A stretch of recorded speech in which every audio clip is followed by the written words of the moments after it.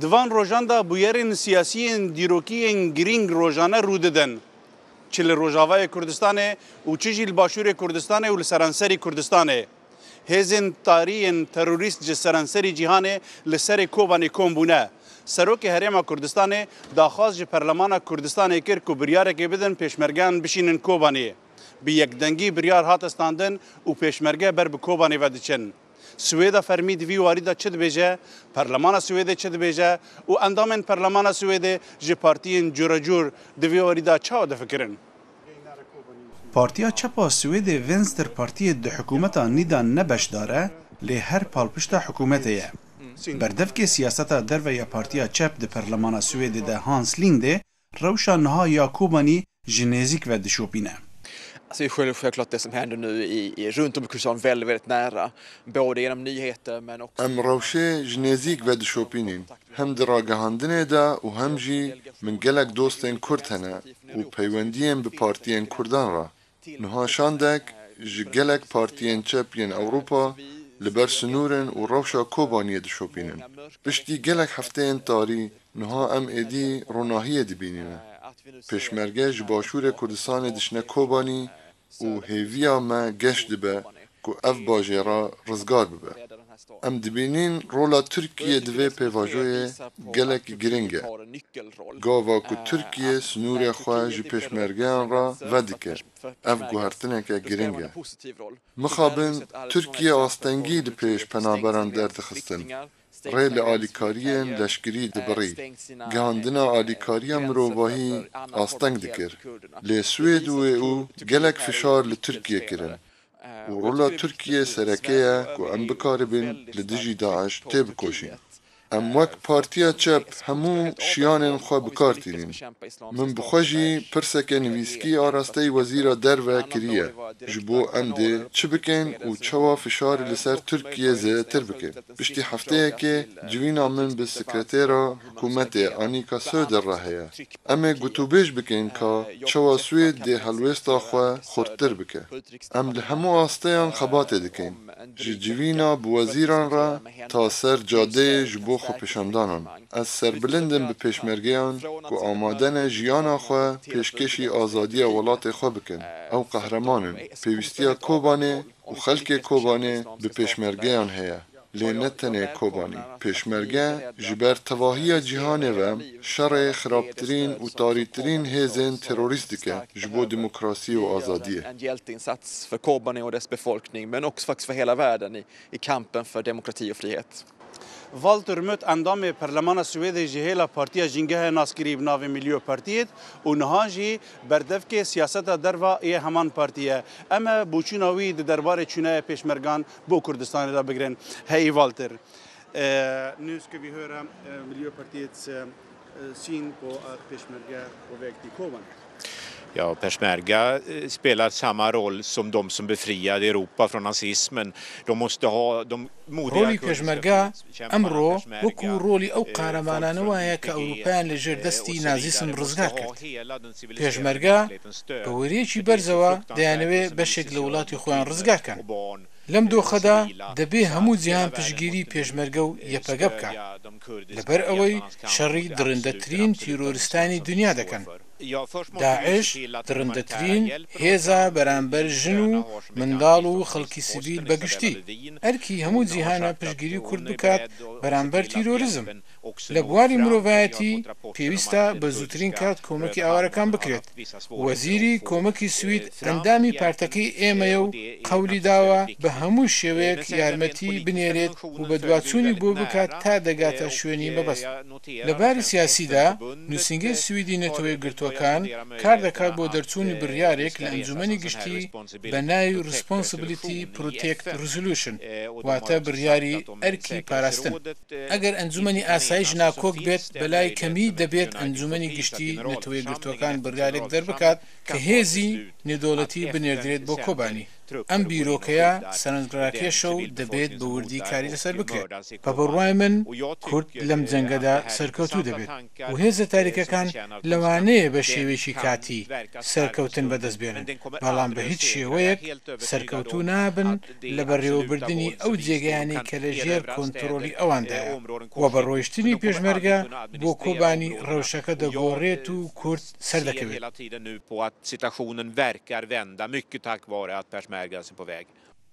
Raya giştiya Swêdê bi hûrî pêvajoyê dişopîne û ragihandina Swêdê bi manşetên sereke çûna pêşmergeyan bo Kobanî weke bûyereke dîrokî dişopîne û şîrove dike. Serkan Köse endamekî nû di Perlemana Swêdê de ye ji hêla Partiya Sosyaldemokrat ve. نرنا من گوتنا من یلکی پیروزیه اجاره که منو وقتش گوت دیروکا کردستان ده پارلمانتو که کردستانی بریاره که حسایی که یلکی پیروز دکره و پشمرگه کردستان دکشینه پارچه که دین کردستان جبو کردن لباجاره که دین جبو وان آلیکاریا وان بکن یلکی پیروزیه دیروکیه و یلکی سرکفتنه که مزنه که جبو یکیتیا یل کرد و او همو کسی که قریار و بریار گرتنه از وان پیروز دکم سپاس دکم بناوی همو گلین کردستان هر چهار پارچه کردستان و کردن در وای ولات او قراران دیروکی وان گرتیه.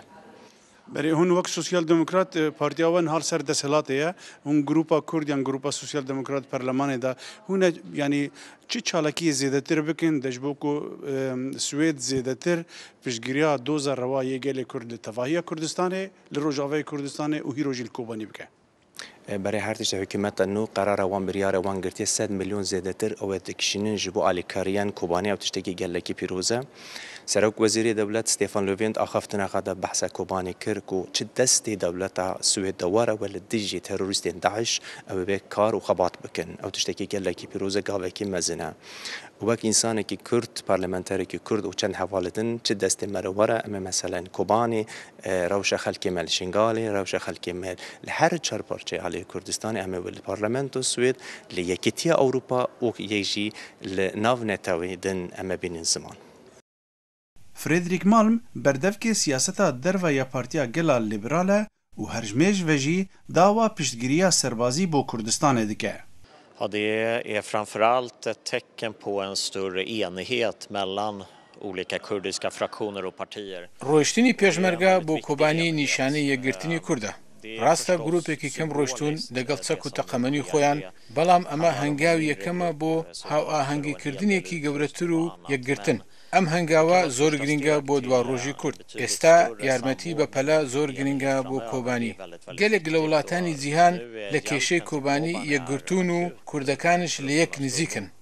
گەلی کورد لە سەرانسەری کوردستان داوا لە هێزە سیاسیەکان دەکەن کە یەکگرتوو بن و لە ڕۆژە سەختەکاندا یارمەتیدەری کۆبانی بن. ئێمە وەکو لیبرال گۆڕانکاری گەورە لە ناوچەکە دەبینین لە سووریا، لە عێراق و لە کوردستان. دەبێت جیهان بە قوولی تەماشای ئەم گۆڕانکاریانە بکات و بە باشیش لی تێبگات. ئەوەی کە زۆر گرنگە کورد ئێستا قبول ناکەن وەکو کەمنەتەوەیەکی بێدەسەڵات بژین. کورد داوا دەکات کە یەکێک بە لە ئەکتەرە سەرەکیەکانی دۆخی ڕۆژهەڵاتی ناوەڕاست. من لای خۆمەوە داوام کردو و هەر سوورشم لەسەر یارمەتی سەربازی بۆ کوردستان بنێردرێت. ئێمە دەبینین کە نەرویز تیمی تایبەتی دەنێرێت بە کوردستان. دانیمارک یارمەتی سەربازی دەنێرێت. فنلەندا ئامادەیە یارمەتی سەربازی بنێرێت و 20 وڵاتی جیهان هاوکاری سەربازی دەنێرن. بەڕاستی بە من سەیرە کە سوید یارمەتی سەربازی نانێرێت. ئامانجی هاوکاریەکە بۆ پاراستنی خەڵکی سیڤیل و ڕێگرتنە لە کۆمەڵکوژی. لە بواری مرۆڤایەتی سوید کاری باشی کردووە. بەڵام دەکرێت هاوکاریەکان زیاتر بکرێت. ئێمە لە ڕێگای یەکێتی ئەوروپا و نەتەوە یەکگرتوەکان ڕۆڵی UNHCR زیاتر دەکەین.